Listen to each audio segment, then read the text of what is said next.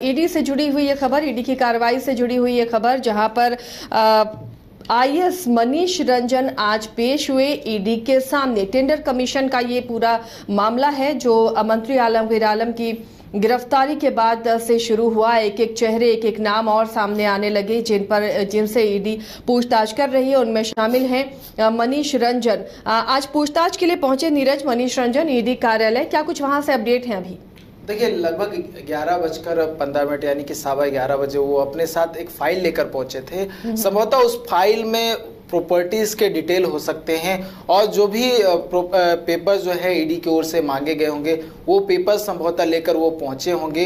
हालांकि वो जब पहुंचे थे ईडी कार्यालय तो अपने आप को मास्क से कहीं ना कहीं ढक के रखा था, अपने फेस को छिपा कर रखा था और कहीं ना कहीं मीडिया में आने से बचने के लिए इस तरह के जो काम है वो किए जाते हैं और कहीं ना कहीं बचने की कोशिश भी की गई थी।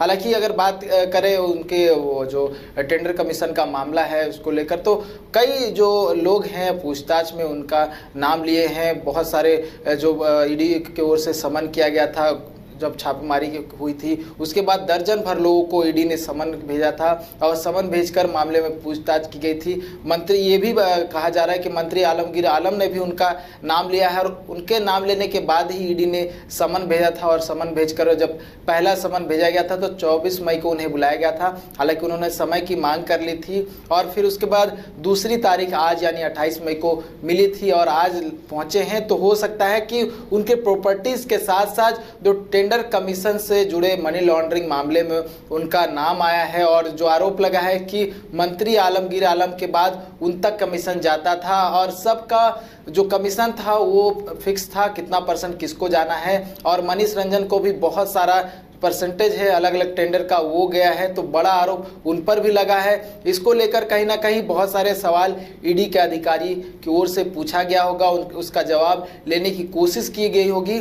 और देखिए, मंत्री आलमगीर आलम से जब पूछताछ की गई थी तो बहुत सारे क्वेश्चंस का वो आंसर नहीं कर पाए थे और टाल मटोल करते हुए नजर आ रहे थे, साथ ही जो जवाब दे रहे थे वो गलत दे रहे थे। तो इसी के आधार पर ईडी ने गिरफ्तार भी कर लिया था और ये कहा था कि सवालों का सही जवाब नहीं दे रहे। ठीक उसी प्रकार से अगर मनीष रंजन भी ईडी के सवालों का सही जवाब नहीं देते हैं, उसका कोई पुख्ता आधार नहीं देते हैं तो उन पर भी बड़ी कार्रवाई हो सकती है। मुश्किलें आलमगीर आलम की तरफ बढ़ सकती है क्योंकि इससे पहले 2 आईएएस ऑफिसर गिरफ्तार हो चुके हैं। इसी से जुड़ता हुआ मामला, इससे मिलता जुलता जो मामला है मनी लॉन्ड्रिंग का, क्योंकि आधार भी उसी तरह का था। जब पूजा सिंघल की गिरफ्तारी हुई थी तो उनके पति जो अभिषेक झा, उनके सीए थे सुमन कुमार और कहीं ना कहीं एक एंगल जुड़ा हुआ था पूजा सिंघल से, उनकी गिरफ्तारी हुई थी। फिर छवि रंजन का जमीन घोटाले मामले में गिरफ्तारी हुई थी और डायरेक्टली नाम कहीं नहीं आया था, एंगल जुड़ता हुआ फिर पहुंचा था छवि रंजन तक। अब इसमें भी डायरेक्टली नाम नहीं आया है। जब वीरेंद्र राम की गिरफ्तारी हुई थी, छापेमारी की गई थी, तब जाकर आखिरी में ये जो कड़ी है वो मनीष रंजन, यानी अब मनीष रंजन से जो पूछताछ हो रही है नीरज, तो ये माना जाए कि अभी कई और नाम सामने आ सकते हैं क्या? कई मंत्रियों के भी नाम आ सकते हैं और सामने?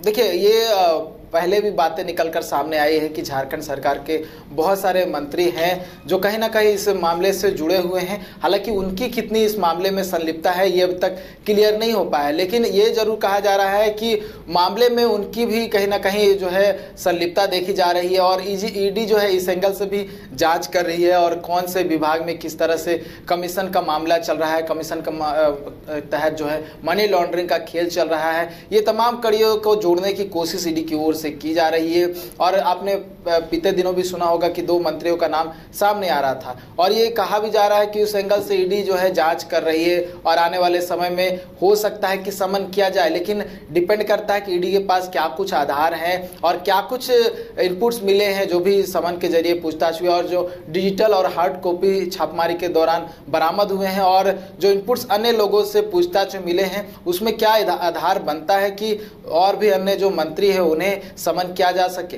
तो देखने वाली बात होगी कि क्या कुछ होता है, लेकिन बड़ी खबर ये हो सकती है कि अगर मंत्री आलमगीर आलम के पूछताछ में उस तरह का एंगल जुड़ता है और मनीष रंजन उन सवालों का जवाब नहीं दे पाते हैं तो उनकी मुश्किलें बढ़ सकती हैं। चलिए, शुक्रिया नीरज इस तमाम जानकारी के लिए। अगर मनीष रंजन तमाम सवालों के सही जवाब नहीं दे पाते हैं या फिर वो सवालों के जवाब देने में कहीं फंसते हैं तो उनके लिए मुश्किलें बढ़ती हुई नजर आ रही। ना सिर्फ उनके लिए बल्कि कई और नाम भी सामने आ सकते हैं जब ईडी की टीम सख्ती से तमाम सवालों के जवाब तलाशने की कोशिश करेगी।